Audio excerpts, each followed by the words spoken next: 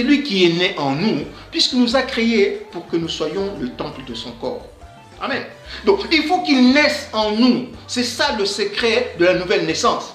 Dieu nous a créés, nous sommes les temples de son corps. Entendons maintenant cette parole autrement. Le Seigneur dit, Dieu en nous. Christ en vous, c'est l'espérance de la gloire. C'est la foi de la gloire, dans la gloire de Dieu. Amen. L'espérance, s'il y a une attente dans l'espérance. Mais la foi, c'est une acquisition. Amen. Lorsqu'on espérait des choses, quand nous étions encore dans le monde, mais là, quand nous sommes en Yeshua, nous avons acquis la certitude. Non, nous l'avons. Amen. Parce que la foi est une... Oh la chatte. Donc la foi est une acquisition. Nous avons, on n'espère plus Yeshua parce que nous l'avons. Et lorsque Yeshua va venir bientôt, il va prendre ceux qui sont en lui, ce qui est à lui, ce qui lui appartient. Parce que nous sommes en lui. Amen, bien-aimés. Nous n'attendons plus Yeshua parce que nous sommes dans Yeshua.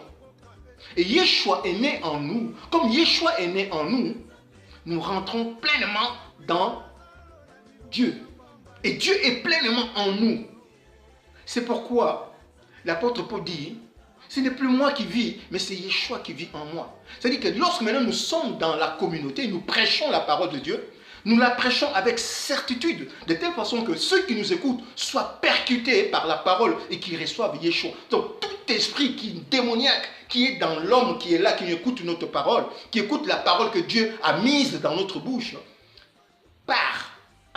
Parce que la Bible dit, notre prédication ne reposait pas sur un discours persuasif, de la sagesse humaine, mais la parole de Dieu, notre parole reposait sur la puissance, une démonstration de puissance. Ce n'est pas cette démonstration, ce n'est pas nous qui faisons des choses, non, c'est la parole elle-même, amen, la parole elle-même qui détruit tout ce qui n'est pas de Dieu. Amen.